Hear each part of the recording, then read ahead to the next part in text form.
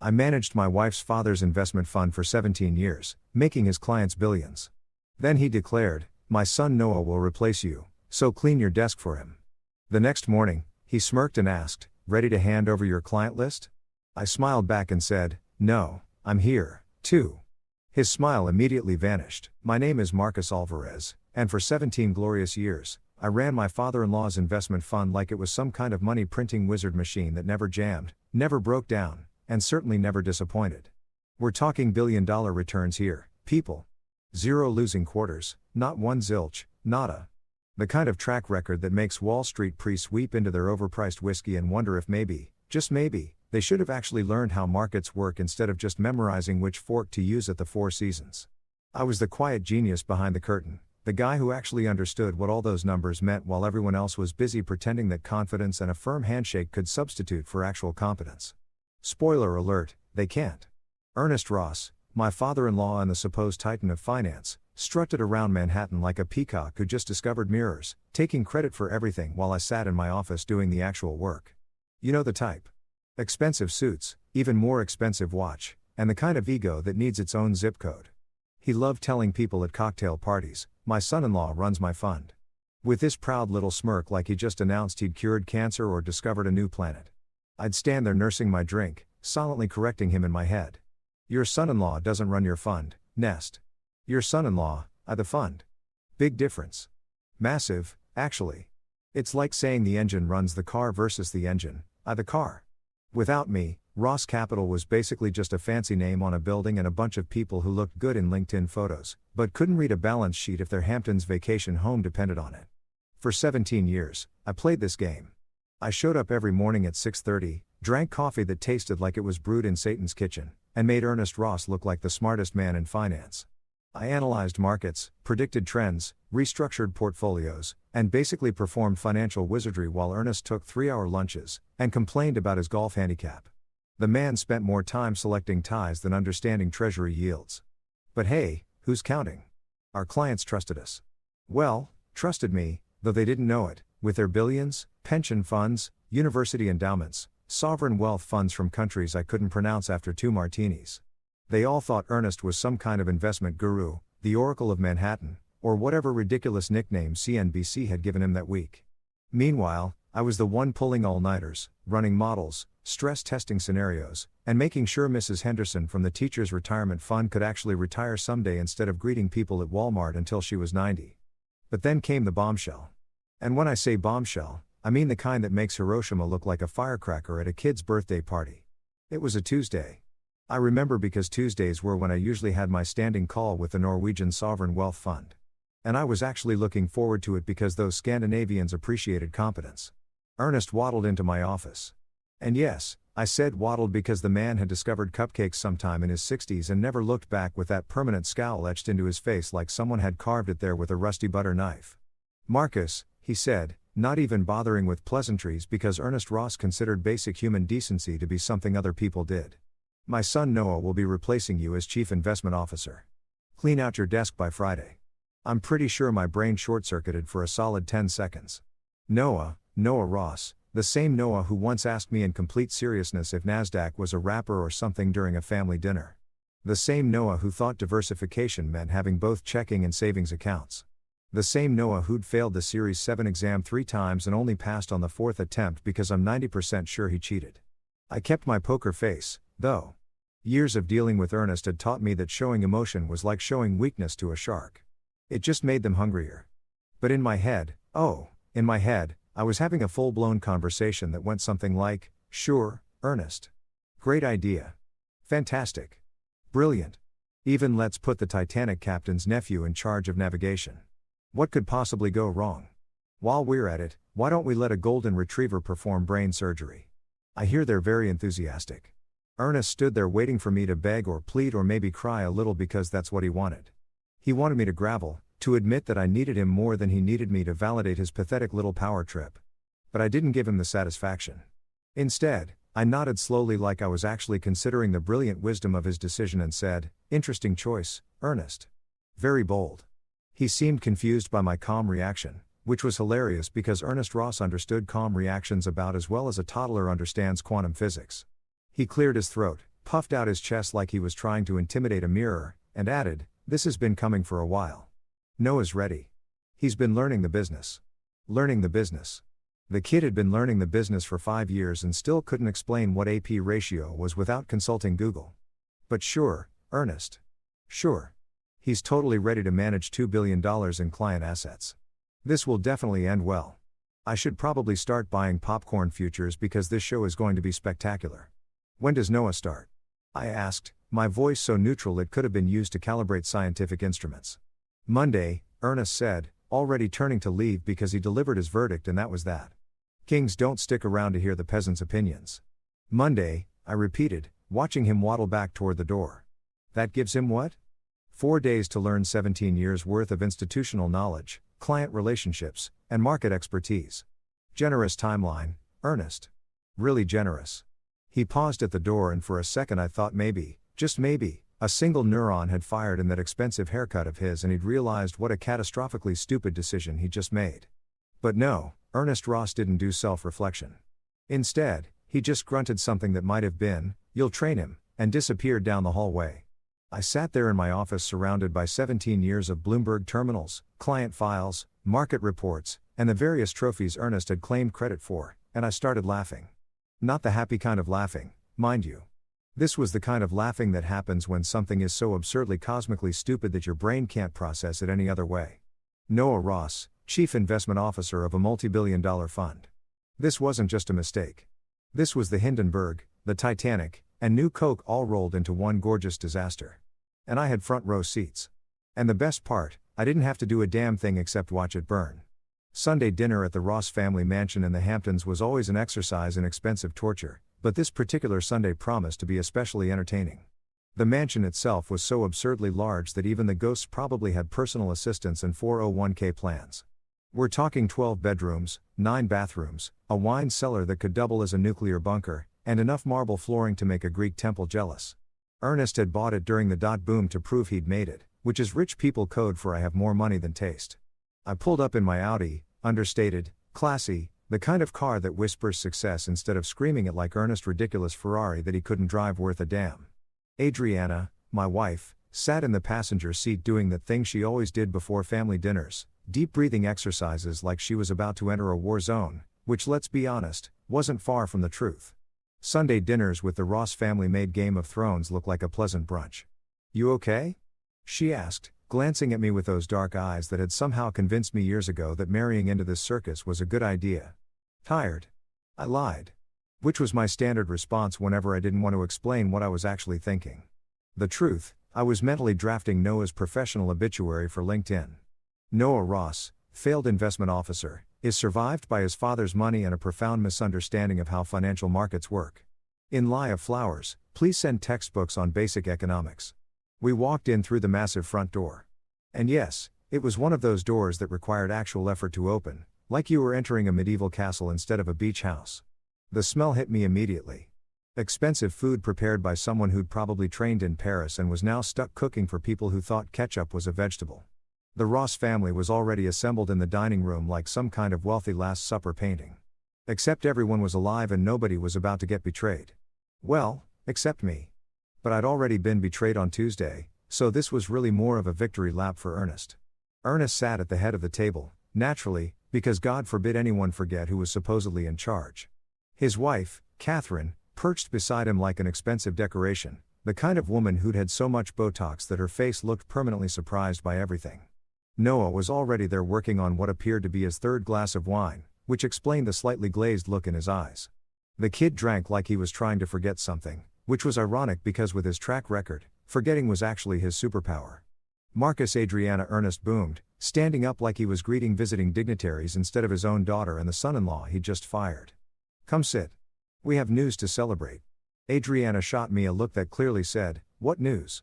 Because apparently Ernest hadn't bothered to tell his own daughter that he'd just blown up my career like it was a sand castle and he was a toddler with anger issues. Typical Ernest. Communication wasn't his strong suit. Neither was empathy, self-awareness, or basic human decency. But who's keeping track? We sat down and I noticed immediately that the table was set with the fancy china, the stuff Catherine only brought out for special occasions, which usually meant Ernest wanted to show off. Crystal wine glasses that probably cost more than most people's monthly rent, silverware so polished you could perform surgery with it, and cloth napkins that felt softer than most blankets. The Ross family didn't do anything halfway except apparently succession planning.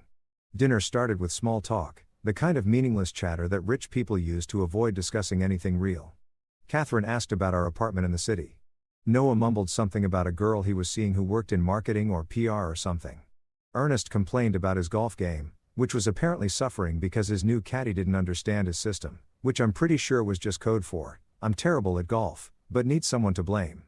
I kept quiet, pushing around some kind of fancy salad that had more ingredients than my college chemistry set.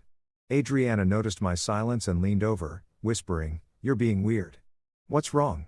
"Nothing," I said, smiling that smile I perfected over the years. The one that said, "Everything is fine." While my brain was screaming, "Your father is an idiot and we're all doomed. Just tired from the week. You know how it is." She didn't buy it. But before she could press further, Ernest stood up, tapping his crystal wine glass with a fork like he was about to make a toast at a wedding. Everyone stopped eating, forks frozen midair like some kind of expensive freeze frame. This was it, the big announcement. The moment Ernest would reveal his master stroke of genius that was definitely going to end in tears, bankruptcy, or both. "Everyone," Ernest began, his voice dripping with the kind of confidence that only comes from being spectacularly wrong about something and not knowing it yet. "I have wonderful news. As of Monday, Noah will be taking over as Chief Investment Officer of Ross Capital." The silence that followed was so thick you could have cut it with one of those fancy knives. Catherine's permanently surprised face somehow looked even more surprised. Adriana's fork actually clattered onto her plate, the sound echoing through the dining room like a gunshot. Noah, already tipsy, raised his wine glass like he'd just been promoted to shift manager at Burger King and was really proud of himself.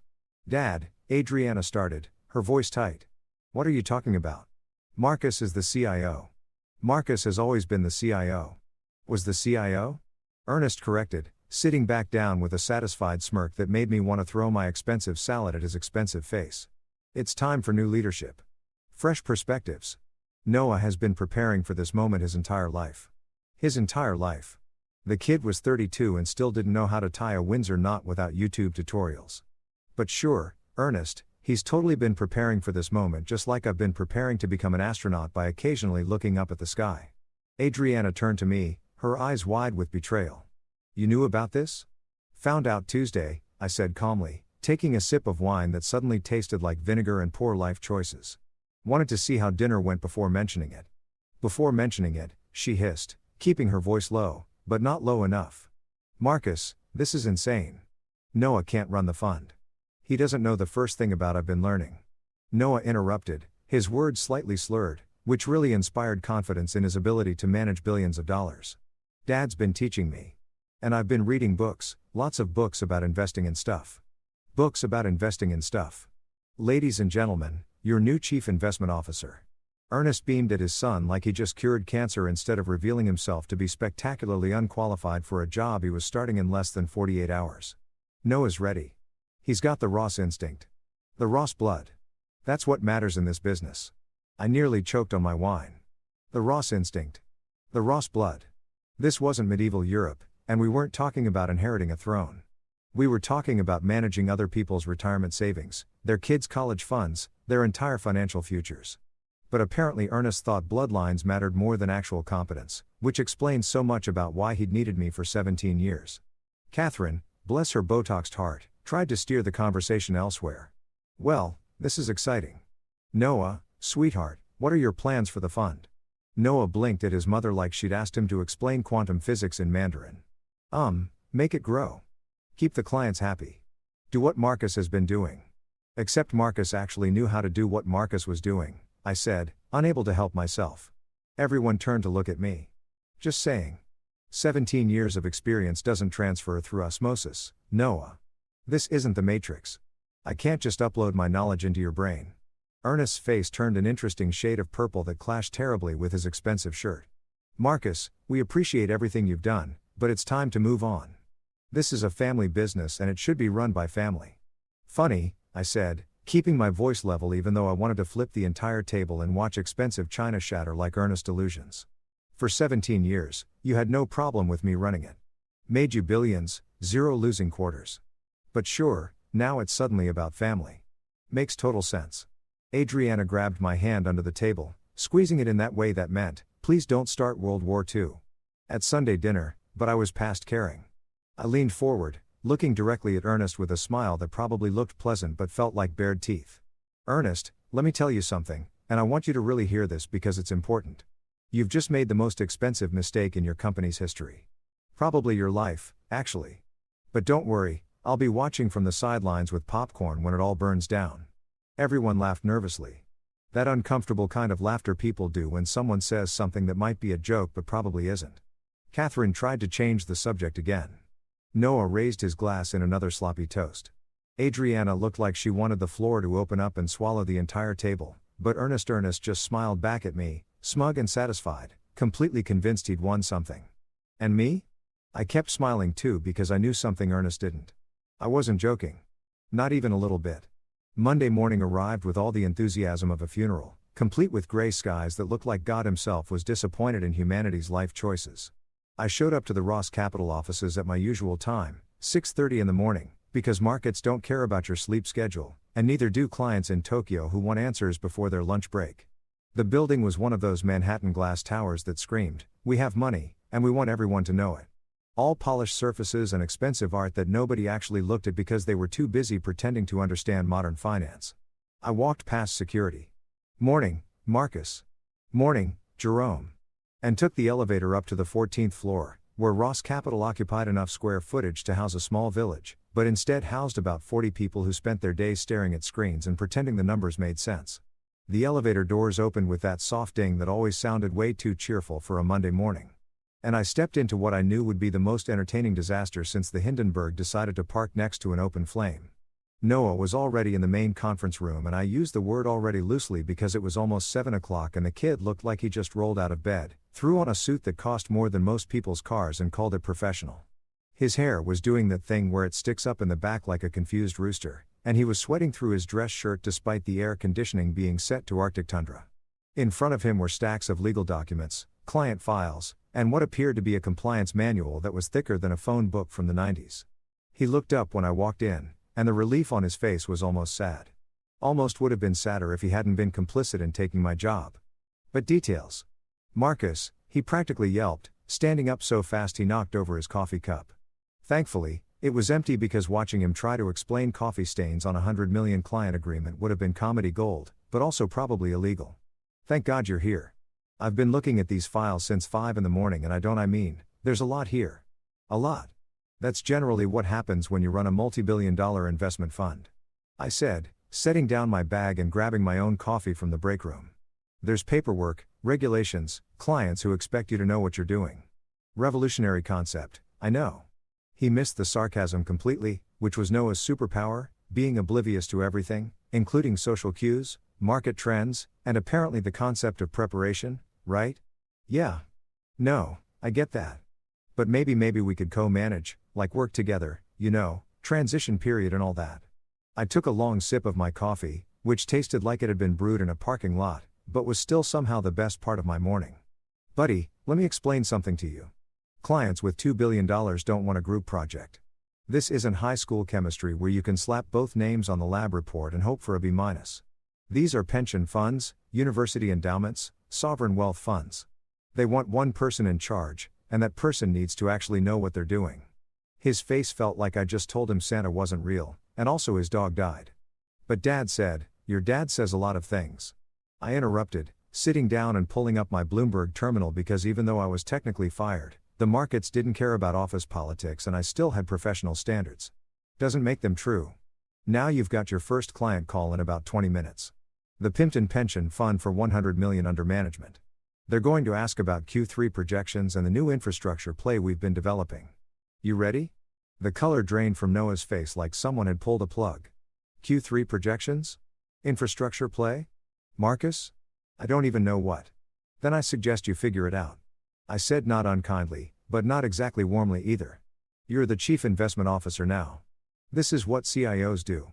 They take calls from clients and don't sound like confused interns."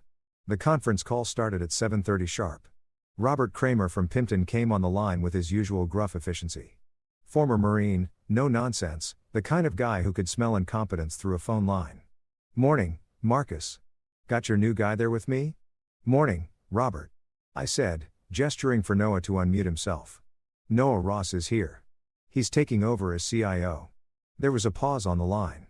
The kind of pause that speaks volumes. Noah Ross. Ernest Kidd.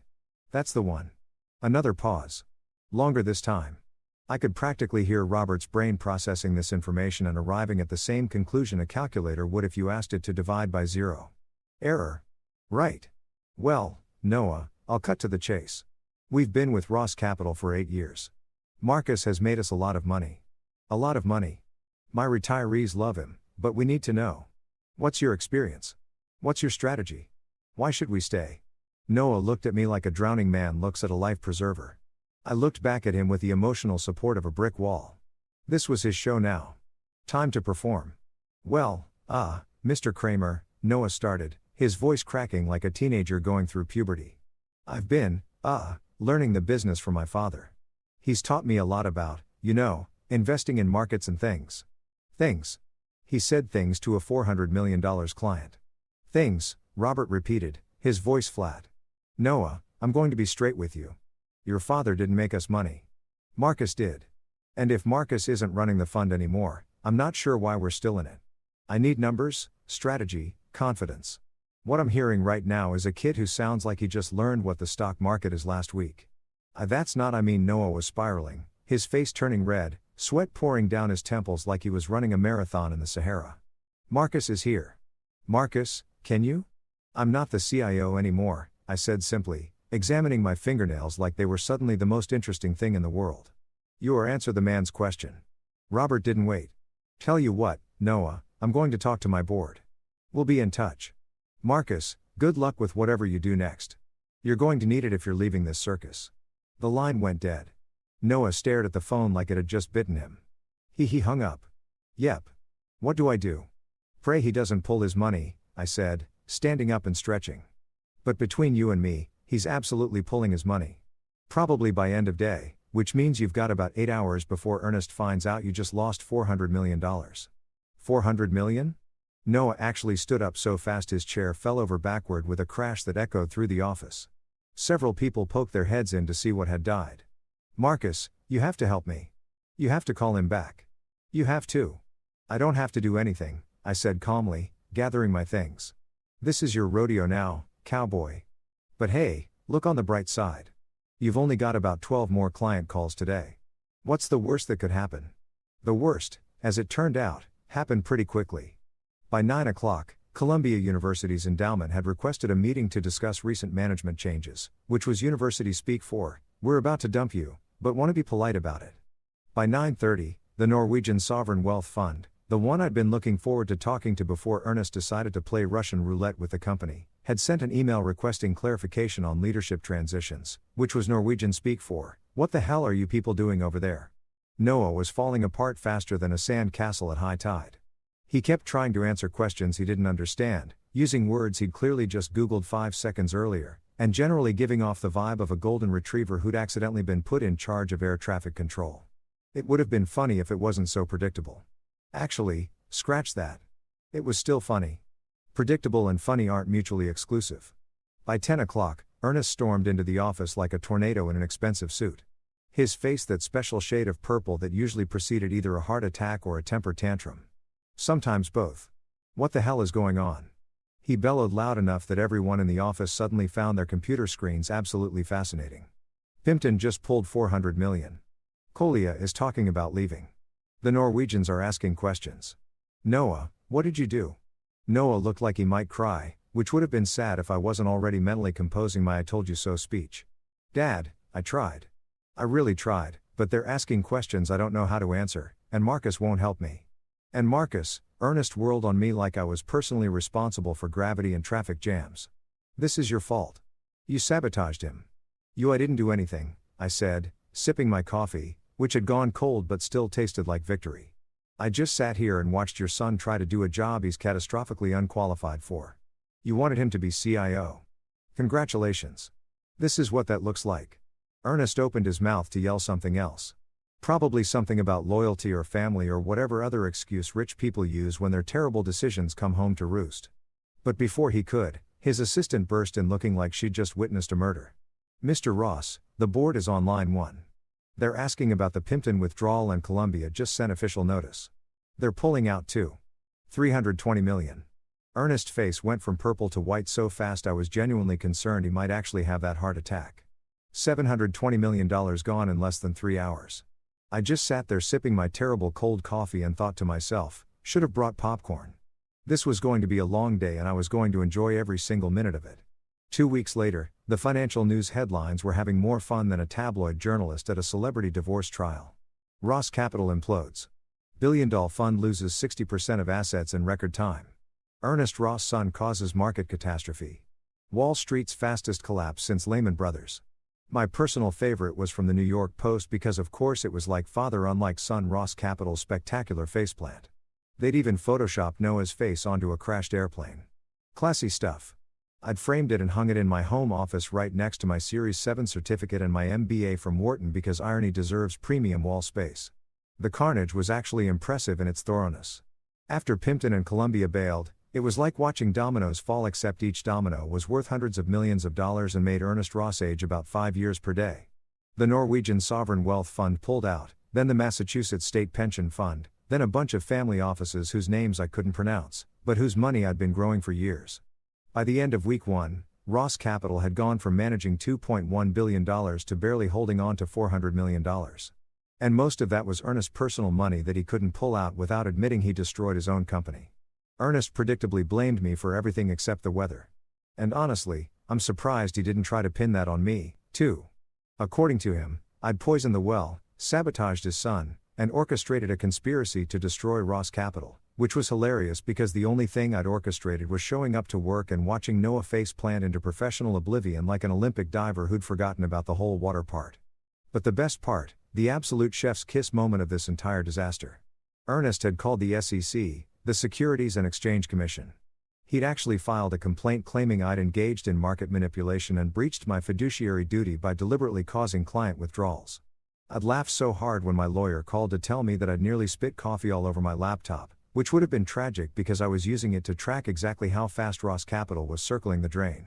The SEC investigation lasted approximately 48 hours before they closed it with a letter that basically said, "Mr. Ross, your son is incompetent and clients have every right to leave. This is not Marcus Alvarez's fault. Please stop wasting our time. We have actual crimes to investigate."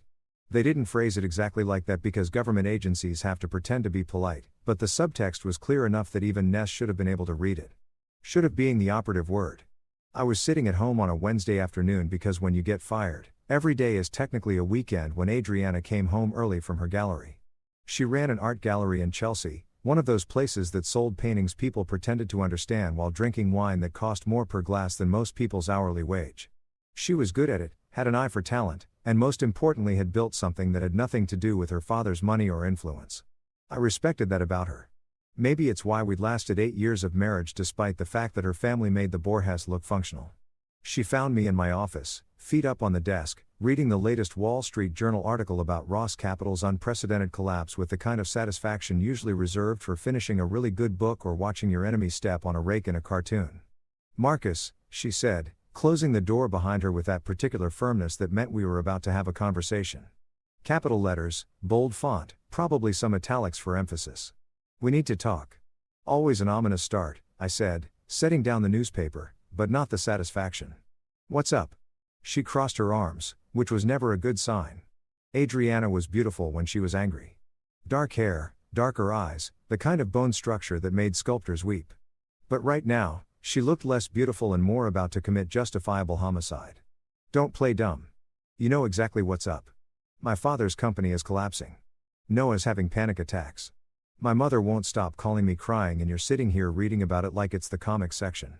In my defense, I said the comic section isn't nearly this entertaining.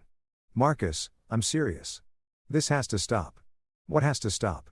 I leaned forward, dropping the casual act because apparently we were doing this now. "Your father fired me. Your brother took my job. I didn't pull the trigger on any of this. I just declined to throw myself in front of the bullet. You could have helped Noah. You could have made the transition smoother. You could have. I could have. What? Adriana held his hand while he tanked a multi-billion-dollar fund. Your father didn't want to transition. He wanted to prove that the Ross name was worth more than actual competence. Congratulations to him. He proved the opposite. She sat down in the chair across from my desk, and I could see the exhaustion in her eyes. This wasn't easy for her. Caught between her family and her husband, between loyalty and logic. I got that. I wasn't entirely heartless, despite what Ernest probably told people at his rapidly dwindling social gatherings. Just admit it, she said quietly. Admit that you planned this, that you wanted this to happen. I thought about lying. Would have been easy enough. But 8 years of marriage had taught me that lying to Adriana was like lying to a polygraph machine that could also divorce you and take half your stuff. So instead, I told her the truth. Planned? No, I didn't sabotage anything. Didn't have to. Your father's incompetence and Noah's lack of qualification did all the heavy lifting, but anticipated? I shrugged. Yeah, I anticipated this like a guy carrying an umbrella in London. You see the clouds, you know rain's coming. You prepare accordingly, so you just let it happen. Adriana, those clients didn't leave because I told them to. They left because Noah couldn't answer basic questions about their portfolios. They left because Ernest replaced 17 years of expertise with nepotism and a prayer. I didn't push them out the door. Your family opened it and your brother greeted them with incompetence. I just didn't stand in the way.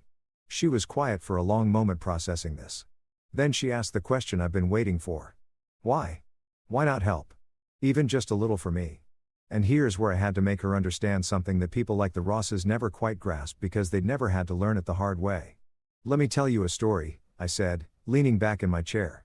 When I was 8 years old, my dad worked 3 jobs. 3 morning shift at the factory, afternoon doing construction, nights driving for a delivery service. My mom cleaned houses for rich families who treated her like she was invisible. We lived in a 2-bedroom apartment in Queens where the heat only worked half the time and the cockroaches had more square footage than we did. Adriana knew this story, but she'd never heard it like this. Never heard the edge in my voice. The weight of years behind the words. I learned early that in this world, loyalty without power is like Wi-Fi at the airport. It's there, sure, but it's basically useless and everyone's just using it until they find something better. Your father had my loyalty for 17 years. I made him rich. I made him look smart. I sacrificed weekends, holidays, sleep, everything to build his reputation. And the second it was convenient, the second he wanted to play dynasty with his unqualified son, he tossed me out like yesterday's newspaper. So, this is about respect, she said. Respect? I agreed. And watching Noah cry into his $2,000 suit. That part's definitely a bonus. She almost smiled at that, which was progress. Then her phone rang. She looked at the screen, sighed, and showed it to me. Ernest calling for probably the 5th time that day. Don't answer it, I said. Marcus, seriously, don't let him sit with his choices for a while. She declined the call, but I could see the guilt on her face. Family loyalty was a hell of a drug, even when your family consisted of a father who valued ego over competence and a brother who probably couldn't find his own ass with both hands and a GPS. Then my phone rang. Unknown number. I almost didn't answer, but curiosity got the better of me. Curiosity and a desperate hope that it was a telemarketer I could verbally destroy to blow off some steam. Marcus Alvarez, I answered. Mr. Alvarez, this is Sandra Chin from the Securities and Exchange Commission. I sat up straight. Adriana's eyes went wide. The SEC calling back wasn't good. Wasn't good at all. Miss Chun, I said carefully. How can I help you? We've completed our investigation into Mr. Ross's complaint. I'm calling to inform you that we found no evidence of wrongdoing on your part. In fact, we found that your contract included specific client protection clauses that were legally sound and professionally appropriate. Mr. Ross's complaint has been dismissed with prejudice. I exhaled. That's good to hear. There's more, she continued. Several of the clients who withdrew from Ross Capital have reached out to us asking for your contact information. Apparently, they're interested in working with you independently. I can't officially provide referrals, but I'm not aware of any legal reason why you couldn't start your own fund. I looked at Adriana, who was watching me with an expression I couldn't quite read. Thank you, Miss Chun. I appreciate the call. After I hung up, Adriana asked, what was that about that? I said slowly, a smile spreading across my face. Was the sound of Ernest shooting himself in the foot so hard he hit an artery? He tried to bury me. Instead, he just made me the most powerful unemployed man on Wall Street. Powerful and unemployed, she repeated. For now, I said, but something tells me that's about to change. And the really beautiful part, Ernest had done this to himself. He'd filed that stupid SEC complaint, which meant every client who left Ross Capital now knew definitively that I hadn't done anything wrong, that I was the competent one, that if they wanted their money managed properly, they should probably call me instead of the guy who'd replaced expertise with his idiot son. Irony, I decided, was absolutely delicious. 3 days after the SEC called to tell me I was officially innocent of crimes I'd never committed, which felt like getting an award for not punching people who deserved it, I found myself sitting in a conference room that cost more per hour to rent than most people made in a week. The offices of Pritchard and Associates occupied 3 floors of a midtown skyscraper with views of Central Park that probably added an extra zero to their billing rates. Everything screamed, "We're expensive and we know it." From the leather chairs that felt like sitting on clouds made of money to the coffee that actually tasted good, which meant it probably cost more per cup than a decent bottle of wine. Douglas Pritchard walked in exactly on time because lawyers like him didn't do fashionably late. They did precisely punctual because time literally was money and they billed in 6-minute increments. He was in his mid-50s. Silver hair, tailored suit that probably cost what I used to make in a month back when I was starting out, and the kind of smile that made you think of sharks and tuxedos. He'd built his reputation defending white-collar cases that made headlines. And from what I'd heard, he'd never lost a case that mattered. The ones he did lose were apparently strategic losses, which as lawyers speak for, I got paid either way. "Marcus Alvarez," he said, extending his hand with a grip that was firm without being aggressive. "I've been following your situation with great interest. The Ross Capital implosion is the talk of every law firm in Manhattan. Well, that and the Mets, but the Mets are always disappointing, so your story is more entertaining." "Glad I could provide entertainment," I said, sitting down across from him. "Though I'm not entirely sure why I need a securities lawyer when the SEC already cleared me." "You don't need me for the SEC," Pritchard said, opening a folder that was stuffed with documents. I recognized my employment contract, my client agreements, the whole paper trail of my 17 years at Ross Capital. "You need me because Ernest Ross is going to sue you probably within the next 2 weeks. And when he does, I want to be the one standing between you and whatever lawyers he manages to scrape together from the legal equivalent of the clearance bin. He's going to sue me." I leaned back, processing this for what? Doing my job too well? Making him look bad by comparison, having basic competence, breach of fiduciary duty, tortious interference with business relationships, probably something about trade secrets, or non-compete violations. The specifics don't matter. What matters is that Ernest Ross is a desperate man watching his life's work circle the drain. And desperate men do stupid things. Suing you is stupid, but it'll make him feel better temporarily, like scratching an itch that's actually poison ivy. I had to admit, the guy had a way with words. "So, what do we do?" Pritchard smiled, and it was the kind of smile that made me genuinely glad he was on my side. "We win spectacularly. But first, let me show you something beautiful." He pulled out my employment contract, the one I'd negotiated when I first started at Ross Capital back when I was young and hungry and foolish enough to think Ernest Ross valued loyalty. "Did you write these client protection clauses yourself?" "Most of them," I admitted. Ernest's lawyer at the time thought I was being paranoid. I thought I was being thorough. "You were being a genius," Pritchard said, running his finger down a page that was covered in yellow highlighter. "Look at this. Section 7, subsection C. In the event of material changes to fund management structure, including but not limited to replacement of the chief investment officer, clients retain the right to withdraw funds without penalty within 90 days of notification." You built a legal escape hatch for every single client. I figured if I ever left or got hit by a bus, clients should have options. You built more than options. You built a perfectly legal self-destruct sequence. And Ernest Ross is the one who pushed the button. Pritchard was actually grinning now, like a kid on Christmas morning who just unwrapped exactly what he wanted. Every client that left, they were legally entitled to leave. You didn't encourage them. You didn't solicit them. You didn't do anything except exist while Noah Ross demonstrated why nepotism is a terrible business strategy. This isn't breach of duty. This is Ernest Ross breaching his duty to his clients by replacing competence with his gene pool. I sat there letting this sink in. I'd written those clauses 17 years ago as insurance, never really thinking I'd need them. But apparently past Marcus had been looking out for future Marcus, which was nice of him. "So when Ernest sues me, if he sues you," Pritchard corrected. "And he will. When he does, we're going to counterclaim for wrongful termination, reputational damage, and emotional distress. We'll depose Noah and make him explain under oath why he thought he was qualified to manage $2 billion. We'll depose Ernest and make him admit that he fired you for personal reasons, not performance reasons. And then we'll settle for enough money that you can start your own fund without needing investors. That's aggressive. Marcus Ernest Ross tried to destroy your career out of jealousy and ego. Aggressive is the minimum acceptable response. Nuclear is what I'm actually recommending, but I'll let you work up to that. Before I could respond, Pritchard's assistant knocked and entered, followed by a man I vaguely recognized from client meetings over the years. Robert Kramer from the Pimpton Pension Fund, the first domino to fall in the Ross Capital collapse. He was in his 60s. Gray crew-cut ramrod straight posture that screamed former military and the kind of handshake that could crack walnuts. Marcus Kramer said, sitting down without being invited because men like him didn't wait for permission. Good to see you away from that circus. Robert, I said, genuinely surprised. What are you doing here? Saving you the trouble of calling me, he said bluntly, which was very on brand for him. I pulled $400 million from Ross Capital because Noah Ross couldn't tell me the difference between a stock and a bond. But that money still needs managing and my board still needs returns. So here's what I'm offering. Come work for Pimpton as a consulting partner. $5 million base salary, 20% of returns over benchmark. Full autonomy over investment strategy. I blinked. $5 million base, 20% of returns. That was more than I'd made in 3 years at Ross Capital combined. You want me to manage the Pimpton Fund? I want you to manage our portion of the Pimpton Fund, Kramer corrected. $400 million to start. If you perform like you did at Ross Capital, we'll add more. If you don't, we part ways. Simple as that. No nepotism, no politics, just results. Pritchard was watching this exchange with barely concealed amusement, like he'd known exactly what was coming.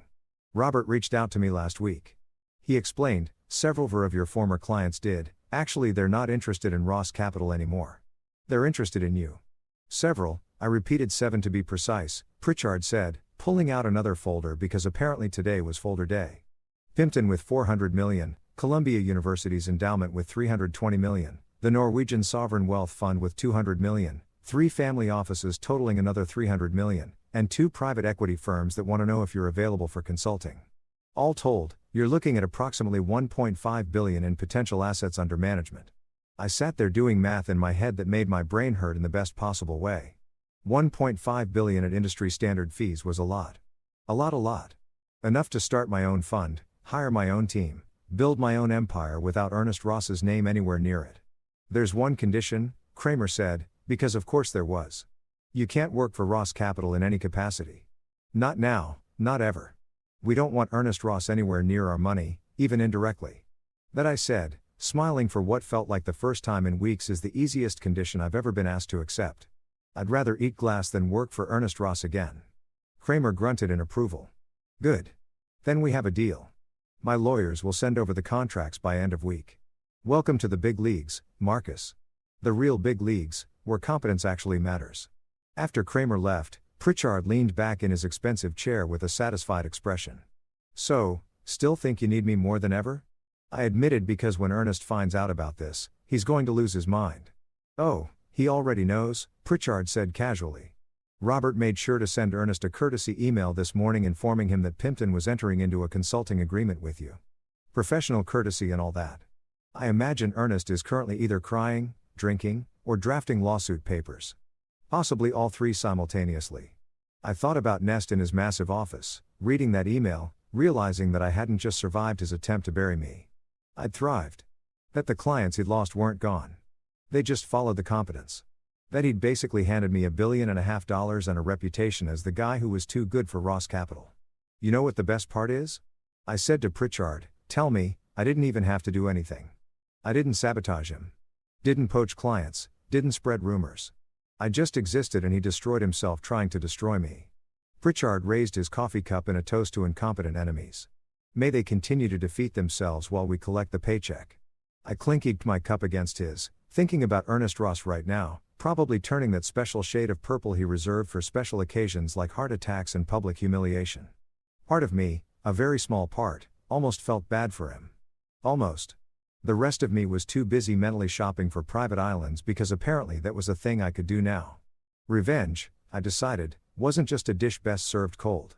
Sometimes it was served with a side of 7-figure consulting contracts and the knowledge that your enemy had played himself so thoroughly that historians would study it as a case study in hubris. And honestly, that tasted pretty damn good. 3 months after Ernest Ross had pulled the trigger on what historians would probably call the dumbest business decision since New Coke, I found myself doing something I'd fantasized about for years. Absolutely nothing related to Ernest Ross while he suffered the consequences of his own actions. I was in my apartment. Well, technically it was a penthouse now because that Pimpton consulting gig came with bonuses that made my old salary look like allowance money watching CNBC purely for entertainment value. They were covering the Ross Capital Board meeting like it was the Super Bowl of financial disasters, complete with expert commentary and dramatic music. My phone buzz, text from Douglas Pritchard, turn on Bloomberg. There's streaming audio from the boardroom. Someone leaked it. This is better than anything on Netflix. I switched channels faster than Ernest Ross could lose client money, which by this point was pretty damn fast. Bloomberg had somehow gotten audio from inside the Ross Capital boardroom, which meant someone on that board hated Ernest enough to commit what was probably several felonies just to watch him squirm in high definition. I respected that level of pettiness. It spoke to me on a spiritual level. The audio crackled to life, and I heard Ernest's voice, though it sounded different than I remembered. Tired, defeated, like someone had let the air out of his ego and all that was left was a sad, deflated balloon in an expensive suit. Gentlemen, ladies, Ernest began using his formal board voice that usually preceded him asking for more money or more authority or both. I've called this emergency meeting to discuss our current financial position and strategic options moving forward. Strategic options? That was Margaret Whitmore, one of the board members who had been skeptical of Nest's management style since before it even joined the company. She was old money, Yale educated, and had the kind of voice that could cut glass and egos with equal efficiency. Ernest, we don't need strategic options. We need a miracle or a time machine. Preferably both. I grabbed popcorn from my kitchen. Actual popcorn. This was happening. Our assets under management have decreased from $2.1 billion to $400 million, Ernest said. Reading from what I assumed were prepared remarks because Ernest Ross improvising had historically ended badly for everyone involved. This represents an 81% decline over a 3-month period. An 81% decline, someone else repeated. I didn't recognize the voice, but they sounded like they were trying very hard not to scream. Ernest companies get shut down for less than this. Ponzi schemes have better retention rates. How did you manage to lose 81% of assets in 3 months? Market volatility, Ernest started. Don't you dare blame the market, Margaret interrupted. And I could hear her slap something on the table. Probably a report or possibly just her hand for dramatic effect. The market is up 17% this year. The S&P is hitting record highs. Every other fund is making money hand over fist. You're the only one hemorrhaging assets like a stuck pig, and we all know why. Silence on the audio. Beautiful, awkward silence. I made a management decision, Ernest tried again.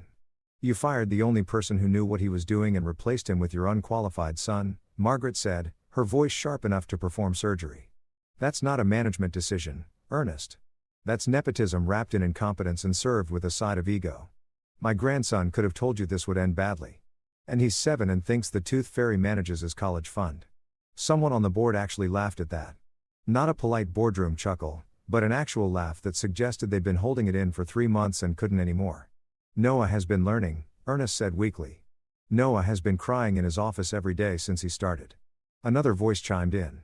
Robert Shun, the CFO, who'd always been brutally honest about numbers because numbers didn't care about feelings. He lost Kolia University $400 million in the first week. The Norwegian fund 3 weeks after that. Every client call ends with them asking when Marcus is coming back and Noah telling them Marcus isn't coming back and them withdrawing their funds. It's like watching someone repeatedly touch a hot stove and act surprised when they get burnt. I was genuinely enjoying this more than my own wedding, which probably said something about my priorities, but also about how boring my wedding had been. Adriana's parents had insisted on a traditional ceremony, which meant I'd spent 6 hours smiling at people I didn't know, while they ate food that cost more than cars and gave speeches about love and family that aged like milk in the sun. The staff morale is at an all-time low. Another board member added, 3 of our senior analysts quit last month. They all said the same thing. They didn't want to work somewhere that valued family connections over actual talent. One of them literally said, I didn't get my CFA to watch Ernest Ross's kid learn fractions. That's enough, Ernest said, but his voice had zero authority. He sounded like a substitute teacher asking high schoolers to quiet down. We can recover from this. We just need time. And the audio suddenly got louder and I heard a door slam open. Then a voice I recognized, Wendy McCullough, the general of the pension fund and not Robert Kramer's boss, but his peer from a different fund. She was a legend in the industry, known for two things: making money and taking absolutely zero from anyone, regardless of their net worth or family name. Time.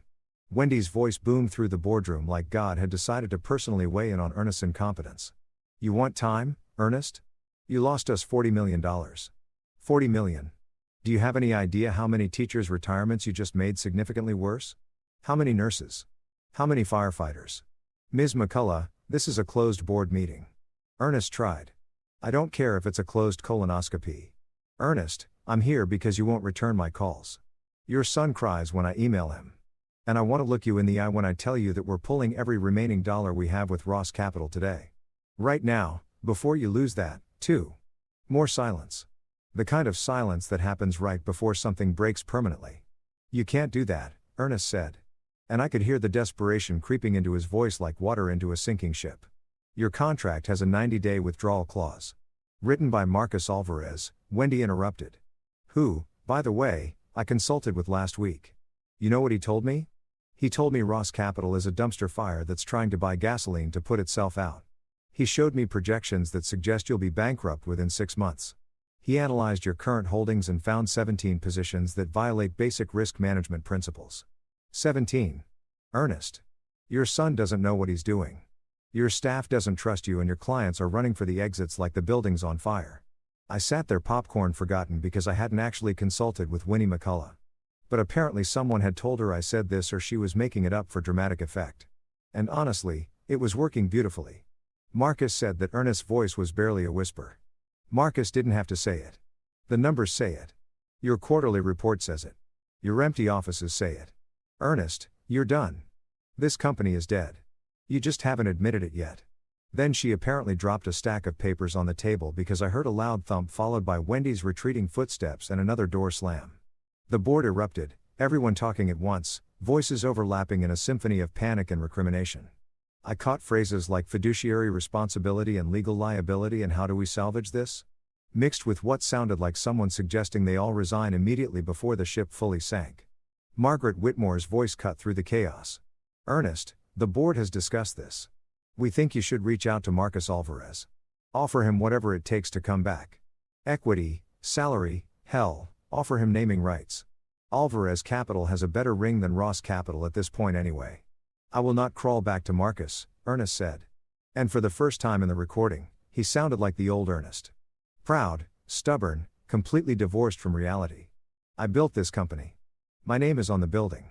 I'll burn it to the ground before I beg him to come back. Then I guess we're bringing marshmallows, Margaret said dryly, because that's exactly what's about to happen. The audio cut out.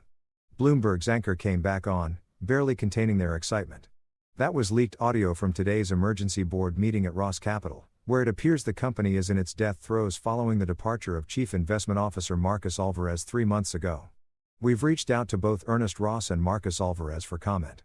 Mr. Ross's office declined to comment. Mr. Alvarez couldn't be reached, though sources say he's currently consulting for several major funds and living his best life. I muted the TV and just sat there processing what I just heard. Ernest would rather burn his company down than ask me to come back, which meant the company was definitely burning down and I wouldn't have to do a single thing except watch the flames and maybe roast some marshmallows. I texted Pritchard back, you were right. Better than Netflix. His response came immediately. Wait until you hear what I found out about Ernest's personal finances. Spoiler alert, he's leveraged to his eyeballs. When Ross Capital goes under, he's going under with it. Might want to start looking at office space. I have a feeling you'll be getting a very interesting offer soon. I smiled, set down my phone, and unmuted the TV just in time to hear another analyst say, this is what happens when you let ego override intelligence. Marcus Alvarez built an empire.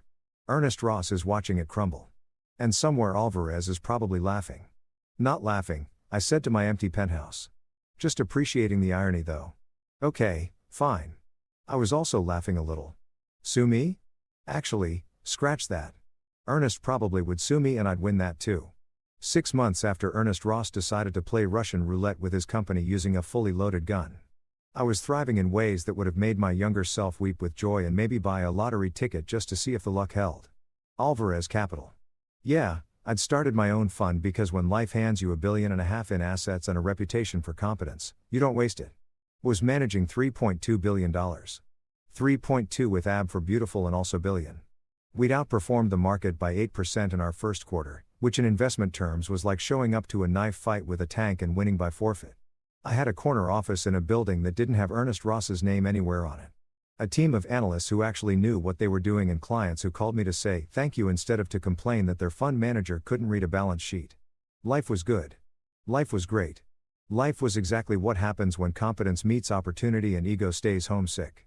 Ernest, on the other hand, was living what marketing people would call a different experience. Ross Capital had officially filed for bankruptcy 3 weeks ago, which was financial speak for we give up. Everyone was right. This was a terrible idea. The company that Ernest had spent 30 years building, that had once managed billions and employed dozens of people, was now worth less than the office furniture. And speaking of office furniture, most of it was being auctioned off to pay creditors, which meant Ernest imported Italian desk was probably going to end up in some startup's conference room being used to hold pizza boxes and broken dreams. My phone rang on a Tuesday afternoon. Unknown number, which usually meant either a telemarketer or someone who owed me money and hoped I wouldn't answer. I almost let it go to voicemail, but curiosity got the better of me. Marcus Alvarez. Marcus. The voice was rough, tired, aged about 10 years beyond where it should have been. It's Ernest. I sat up straighter in my chair, which was genuine leather, and didn't creak when I moved because I could afford quality now. Ernest Ross was calling me. Ernest, I'd rather burn my company down than crawl to Marcus. Ross was actually calling me. Ernest, I said carefully. This is unexpected. I thought you had my number blocked after that SEC investigation you filed. Can we meet? He asked, ignoring my comment because acknowledging his mistakes wasn't exactly Ernest's strong suit. Please, just coffee or lunch, whatever works for you. The please was what got me. Ernest Ross didn't say please. Ernest Ross gave orders and expected the universe to comply. Hearing him say please was like hearing a shark apologize.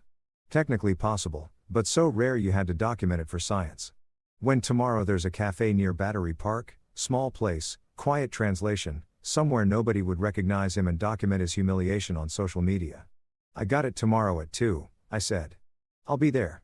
The cafe was one of those places that tried too hard to be authentic Italian, complete with checkered tablecloths and pictures of the Colosseum that looked like they'd been printed at a Staples. Ernest was already there when I arrived, sitting in the back corner like a spy in a bad movie, and I almost didn't recognize him. He'd lost weight, a lot of it. The expensive suits hung off him like he was a kid playing dress-up in his father's closet. His face was gray-drawn, the kind of gray that happens when stress becomes a permanent resident in your body. His hair, which had always been perfectly styled, looked thin and defeated. He looked like a ghost of himself and not the cool kind of ghost-like from movies. The sad kind that haunted empty houses and made people feel uncomfortable. Marcus, he said, standing up when I approached. His handshake was weak, uncertain, nothing like the crushing grip he'd always used to establish dominance in business meetings. Ernest, I sat down across from him.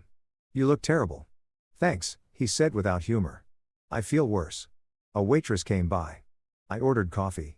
Ernest ordered water, which told me everything about his current financial situation. Water. Ernest Ross, who used to order $50 whiskey like it was tap water, was now ordering actual tap water. We sat in silence for a moment. The kind of awkward silence that happens when two people have too much history and not enough neutral ground to stand on. I'm sure you've heard about the bankruptcy. Ernest finally said, read about it in the journal. I confirmed. Front page. They used that picture of you from the charity gala 3 years ago. The one where you're smiling. Nice contrast to current events. He winced but didn't argue. I wanted to meet because I owe you an explanation. Maybe an apology. I'm not sure which or if there's a difference anymore. I'm listening. Ernest took a breath and when he spoke his voice cracked just slightly. I was jealous of you for years. Maybe the whole 17 years. I don't know anymore. You made it look easy. The analysis, the client relationships, the returns. Everything I'd spent my whole life trying to prove I could do, you just did naturally, like breathing. The bankruptcy courthouse smelled like a combination of stale coffee, broken dreams, and industrial cleaning products that were trying really hard to mask the first two. It was one of those government buildings that looked like it had been designed by someone who thought depressing was an architectural style. All gray walls and fluorescent lighting that made everyone look like they were auditioning for a zombie movie. The chairs in the waiting area were that specific shade of blue that only exists in places where hope goes to die. Hospitals, DMVs, and apparently bankruptcy courts. I sat in the gallery with Douglas Pritchard beside me. Both of us wearing our best serious business suits because even though this was essentially a financial funeral, you still had to dress appropriately. Pritchard had his briefcase on his lap stuffed with documents that had taken his team 3 weeks to prepare. The $12 million offer for Ross Capital had been accepted by the bankruptcy trustee, the creditors, and Ernest himself, which meant today was just the official ceremony where a judge banged a gavel and made it legal. Ernest sat at the defendant's table, though defendant wasn't quite right since this was bankruptcy court, not criminal court, but he sure looked like a defendant. Gray suit that used to fit him before he'd lost all that weight. Shoulders slumped like he was carrying invisible weights. Face still that disturbing shade of gray that suggested his body was just going through the motions of being alive. His lawyer was some guy from a mid-tier firm, the kind of lawyer you hire when you can't afford the sharks anymore and have to settle for the guppies. Noah sat in the gallery a few rows behind his father. And I was surprised to see him there at all. He'd lost weight, too, though. In his case, it actually looked healthy. He wasn't wearing an expensive suit, just khakis and a button-down that looked like it came from Target or maybe Kohl's clearance rack. He caught my eye and nodded. Not hostile, just acknowledging like we were two people who'd survived the same natural disaster and were still processing the damage. The judge entered all rise and the shuffle of people standing, and we got down to the business of officially killing Ross Capital and transferring its corpse to me. Judge Patricia Morrison was in her 60s, had the kind of face that suggested she'd seen every stupid financial decision humanity could make and wasn't impressed by any of them, and a reputation for running her courtroom with the efficiency of a German train schedule. Case number 2025 BK 4782 Henry Ross Capital Management. She began reading from documents with reading glasses perched on her nose. We're here for the approval of asset sale to Alvarez Capital Management LLC. Mr. Pritchard, you're representing the buyer. Pritchard stood. Yes, Your Honor. Marcus Alvarez, principal of Alvarez Capital Management, is purchasing all assets, intellectual property, and naming rights of Ross Capital for $12 million cash. And Mr. Ross, you're in agreement with this sale? The judge looked at Ernest like she was trying to determine if he was competent to make decisions or just a very elaborate hologram of sadness. Ernest's lawyer stood. Yes, Your Honor. Mr. Ross has consented to the sale and wishes to make a brief statement. If the court permits. Judge Morrison sighed the sigh of someone who knew brief statements in bankruptcy court were never actually brief but had to allow them anyway because rules. Keep it short, Mr. Ross. Ernest stood slowly, gripping the table for support like he might collapse without it. When he spoke, his voice was rough, the words clearly painful to say. Your Honor, I built Ross Capital 30 years ago with the dream of creating something lasting, something I could pass down to my children. Instead, I destroyed it through pride and poor judgment. Marcus Alvarez spent 17 years making my company successful while I took credit. When I fired him and replaced him with my unqualified son, I sealed the company's fate. He paused, swallowing hard. This sale is just acknowledging what's already true. Ross Capital died the day I let Marcus walk out the door. At least this way something good might come from the ashes. The courtroom was silent. Even Judge Morrison looked slightly uncomfortable, which probably didn't happen often given her job involved watching people lose everything on a regular basis. Thank you, Mr. Ross, she said not unkindly. Mr. Alvarez, do you wish to make a statement? Pritchard looked at me. We hadn't planned on me saying anything, but something about the moment felt like it needed words. I stood. Your Honor, I'm purchasing Ross Capital, not out of sentiment, but because the infrastructure and systems I built over 17 years have value. The name will be retired. The company will be absorbed into Alvarez Capital. What Ernest Ross built is over. What I'm building is just beginning. Short, professional, and just a tiny bit brutal. Exactly what the moment called for. Judge Morrison nodded, made some notes, and then picked up her gavel. The court approves the sale of Ross Capital Management's assets to Alvarez Capital Management for $12 million. Mr. Alvarez, the company is yours. This case is closed. The gavel came down with a sharp crack that echoed through the courtroom like a gunshot. And just like that, I owned everything Ernest Ross had spent 3 decades building. I signed papers, lots of papers. The kind of papers that transfer ownership of bank accounts, client lists, office furniture, and the right to use the name Ross Capital, which I had zero intention of using because rebranding a failed company was like putting lipstick on a pig. Possible, but pointless. Ernest signed papers, too. Each signature looking shakier than the last, like he was signing away pieces of his soul instead of just financial assets. When we were done, when all the lawyers and trustees and court officials had their copies, Ernest approached me in the hallway outside the courtroom. You won, he said simply. I looked at him. Really? Looked at him. This broken man who once strutted around Manhattan like he owned it. No, Ernest, you lost. There's a difference. I didn't win anything except the opportunity to clean up your mess and turn it into something functional. 1 year later, Alvarez Capital was doing the kind of numbers that made financial journalists run out of superlatives and start inventing new ones. We were managing $3.2 billion in assets. That's billion with AB for bloody hell, that's a lot of money. And our returns were making other funds look like they were investing in lottery tickets and hope. 18% growth in our first full year, which in the investment world was like showing up to a track meet and casually breaking the world record while eating a sandwich. Clients were literally waiting in line. And I don't mean metaphorically. We'd had to hire a client relations team just to handle the inquiries from pension funds, endowments, and family offices who wanted in on whatever magic we were selling. Except it wasn't magic. It was just competence, consistency, and not letting ego make investment decisions, which apparently made us unicorns in an industry full of people who thought confidence could substitute for actual analysis. My office was everything Ernest had pretended to be. Corner location, floor-to-ceiling windows overlooking Manhattan, furniture that was expensive because it was functional rather than showy. And most importantly, a door with NY name on it. Not my father-in-law's name, not some legacy I'd inherited. Just Marcus Alvarez, Principal Alvarez Capital Management. Every time I saw it, I felt something that was probably unprofessional to admit. Pure, undiluted satisfaction. I was reviewing Q3 projections when my assistant knocked. "Mr. Alvarez, you have a visitor." Says his name is Noah Ross. No appointment, but he says it's personal. Noah Ross. I hadn't seen him since the bankruptcy hearing a year ago. Hadn't heard from him except for one Christmas card that had a picture of him with a bunch of high school kids holding a math team regional champions trophy. I'd almost thrown it away, but Adriana had insisted we keep it on the fridge like we were proud parents or something. "Send him in," I said, curious despite myself. Noah walked in looking completely different from the sweating, panicking mess I remembered from Ross Capital's final days. He'd filled out a bit, looked healthy, was wearing jeans and a button-down that probably cost $40 instead of $400. His hair was shorter, practical. He looked like a normal person instead of a rich kid playing dress-up in the finance world. "Marcus," he said, not offering a handshake, just standing there with his hands in his pockets. "Thanks for seeing me without an appointment. I know you're busy. I've got 20 minutes before a call with the Norwegians," I said, gesturing to a chair. "What's up?" He sat down looking around the office with an expression I couldn't quite read. Not jealousy exactly, more like appreciation, understanding, nice place, clean, professional, not trying too hard, unlike your father's office, which looked like a museum dedicated to himself. Exactly like that.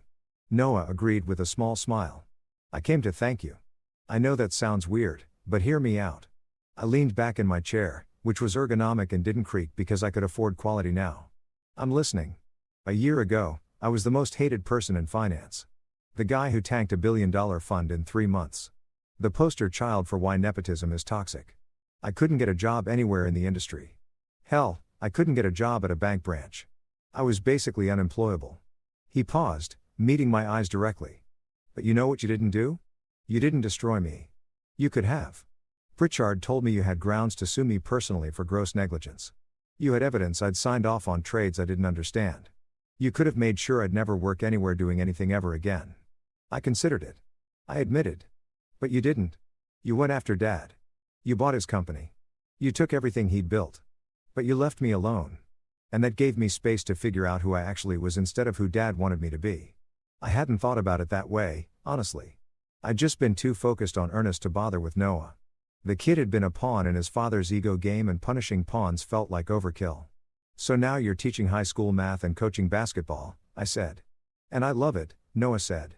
And he sounded genuinely surprised by this fact. Like actually love it. I wake up excited to go to work. I help kids understand concepts that click in their brains and you can see the moment they get it. We won regionals last year in basketball. One of my students got into MIT early admission. It's not running $1 billion fund, but it's real. It's mine and I'm actually good at it. "That's great, Noah." "Really? But I'm guessing you didn't come here just to tell me about your career change." He laughed. "No, you're right.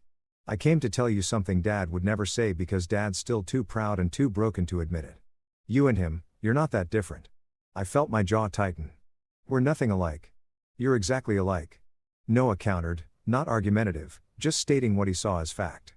"You both worship loyalty. You both keep meticulous score of every slight, Every betrayal, every time someone doesn't value you the way you think you deserve. The difference is you protect your loyalty better. You're smarter about it. You don't give it away to people who don't earn it. Dad gave his loyalty to the wrong things. His ego, his name, his legacy. You give yours to competence and results. I wanted to argue, but the words stuck in my throat because maybe possibly Noah had a point buried in there somewhere. Dad destroyed his life chasing respect from people who didn't matter. Noah continued, he wanted to be important more than he wanted to be good. And it killed him. Killed his company, his marriage, his relationship with me and Adriana. But you built something real. You earned respect instead of demanding it. And that's the difference between you two. You're what Dad could have been if he'd been honest with himself. The silence in my office was heavy, broken only by the distant sound of Manhattan traffic 14 floors below. Why are you telling me this? I asked. Because Adriana asked me to. Noah said simply. She's worried about you. Says you've won everything. The money, the company, the reputation, the revenge, but you're still angry. Still keeping score. Still treating life like it's a competition you need to dominate. She thinks you're becoming the thing you defeated, and she asked me to talk to you because apparently I'm the only family member you don't completely hate. I don't hate you, Noah. I know. That's why I'm here. He stood up preparing to leave.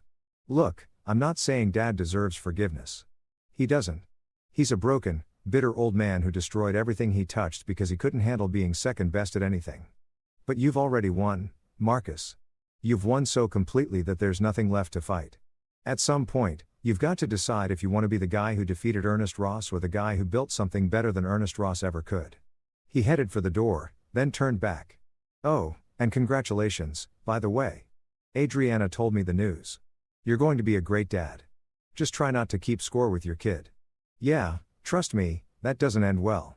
After Noah left, I sat there staring at my desk, at my computer screen showing market data and portfolio performance, at all the evidence of my success, and I felt something I hadn't felt in a long time.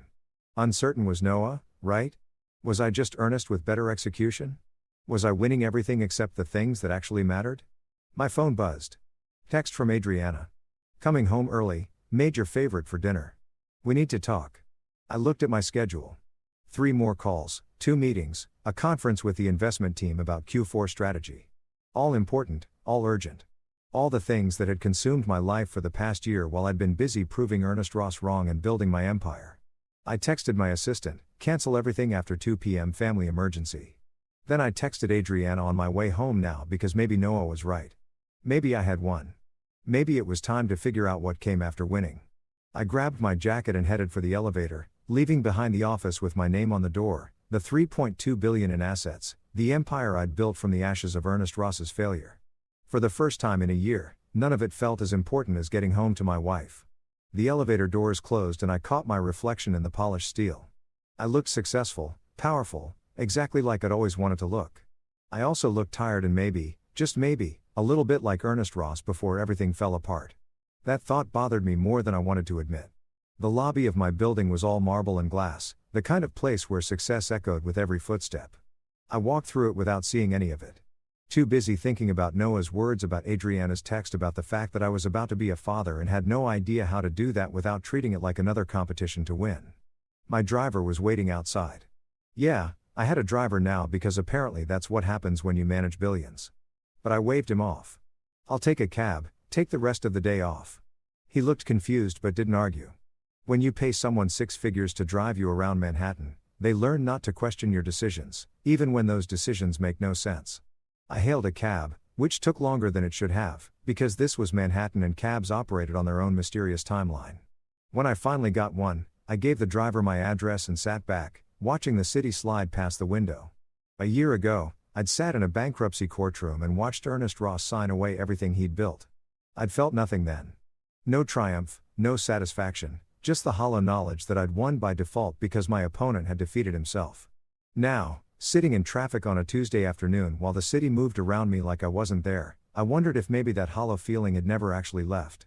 I pulled out my phone and looked at the text from Adriano again. We need to talk. Those 4 words that every husband knows mean something important is happening. Something that requires actual presence instead of just physical proximity. The cab pulled up to my building. Our building technically, though, I still thought of it as mine because old habits die hard. I paid the driver, tipped too much because I could afford it, and guilt was cheaper than therapy, and headed inside.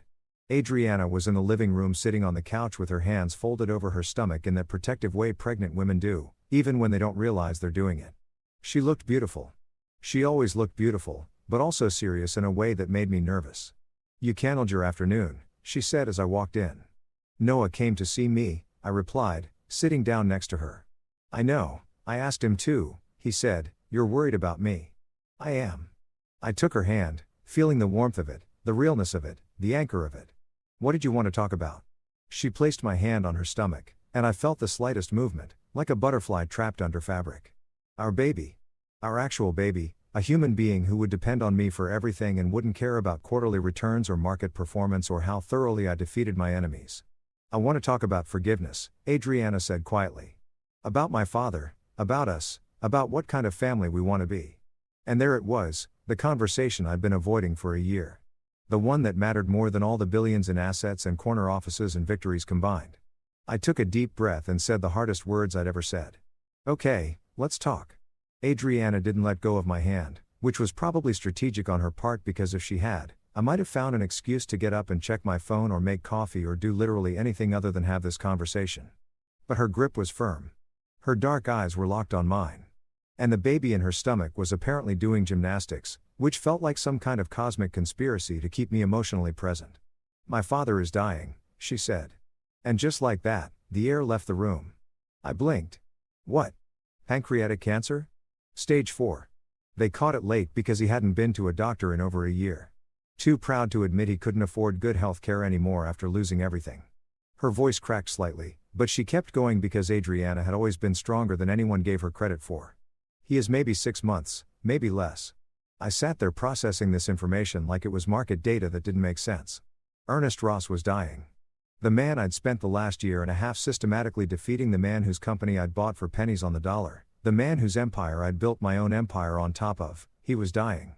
"I'm sorry," I said, because that's what you say when someone tells you their father is dying. Even when that father had tried to destroy your career and blamed you for his own failures. "Are you?" Adriana asked. Not accusatory, just genuinely curious. "Sorry. I mean, because I honestly can't tell anymore how you feel about him, about any of this." "I don't know," I admitted, which was maybe the most honest thing I'd said in months. "I spent so long being angry at him, and then I spent a year watching him lose everything, and now he's dying, and I don't know what I'm supposed to feel." "You're not supposed to feel anything," she said softly. "That's not how feelings work. But I need to know if you can forgive him. Not for his sake, for mine, for the baby's." There it was. The real conversation, not about Ernest dying, but about what kind of man I was going to be, what kind of father, what kind of husband, whether I was going to carry Ernest Ross's ghost around for the rest of my life, like emotional luggage I couldn't put down. "Adriana, your father tried to ruin me. He fired me out of jealousy, replaced me with no one, knowing it would fail, and then blamed me when everything collapsed. He filed complaints with the SEC. He told anyone who'd listen that I sabotaged him. For months, I couldn't go to industry events without people asking if I'd really destroyed Ross Capital on purpose." "I know," she said. "And you won. You won so completely that there's nothing left of him except a sick old man living in a studio apartment in Queens, alone, broke, and dying. You got everything you wanted. Marcus, his company, his reputation, his clients. You even got his daughter, though. I'd like to think that happened before all this mess. I almost smiled at that long before. So, the question isn't whether he deserves forgiveness," Adriana continued, her hand still on her stomach, still protecting the baby from a conversation it couldn't hear, but would probably inherit the consequences of. "The question is whether you want to spend the rest of your life being the guy who defeated Ernest Ross, or whether you want to be something more than that." I thought about Noah's visit earlier, about his words. "You're what Dad could have been if he'd been honest with himself." I thought about Ernest in that cafe a year ago, gray and defeated, admitting he'd been jealous for 17 years. I thought about the bankruptcy hearing, watching him sign away everything he'd built. And I thought about the baby doing flips in Adriana's stomach, who would grow up asking questions about their grandfather, about family history, about why Daddy didn't talk to Grandpa before he died. "What does forgiveness even look like here?" I asked. "I can't give him his company back. Can't restore his reputation. Can't undo what happened. He doesn't want any of that," Adriana said. "He just wants to meet his grandchild before he dies. He wants to apologize to you properly, not in some courthouse hallway, but like an actual human being. He wants, she paused, wiping at her eyes, even though she was trying not to cry. He wants to die knowing that his daughter doesn't hate him and that his grandchild might hear stories about him that aren't just about how he destroyed everything he touched. That's asking a lot. I know. And if you say no, I'll understand. I'll be disappointed and hurt and probably angry, but I'll understand because you're right. He tried to ruin you. He doesn't deserve forgiveness. But Marcus, she squeezed my hand harder. This baby deserves a grandfather, even a broken, dying one who made terrible mistakes. And I deserve a husband who isn't carrying around revenge like it's a second job. I looked at her, really looked at her.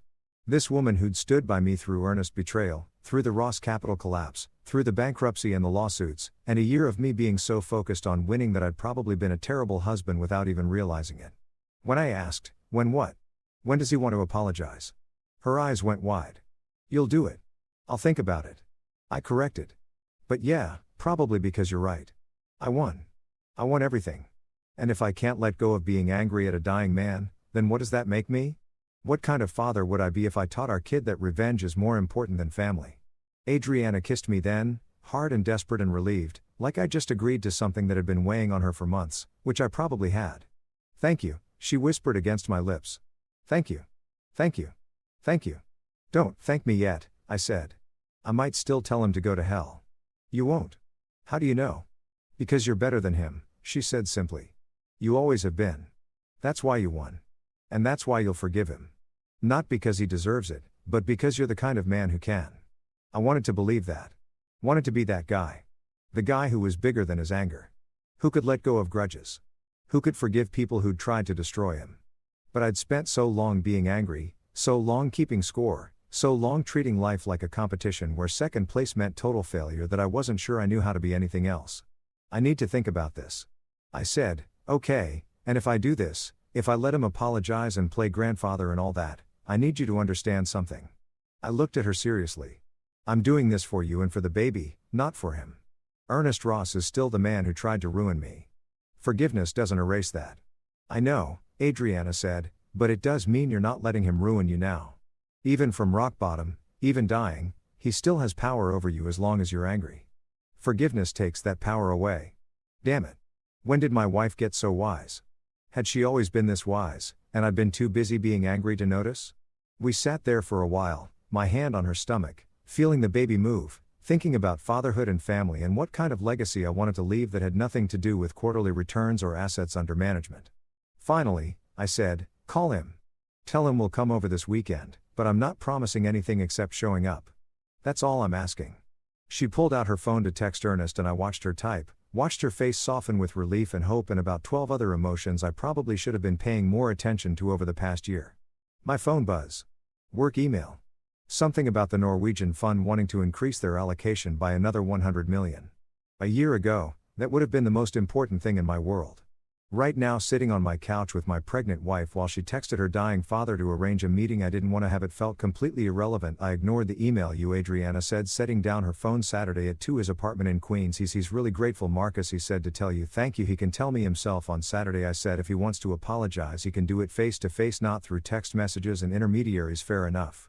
We ordered dinner, Thai food from the place down the street that Adriana had been craving for weeks, and spent the evening on the couch watching some cooking show neither of us really cared about.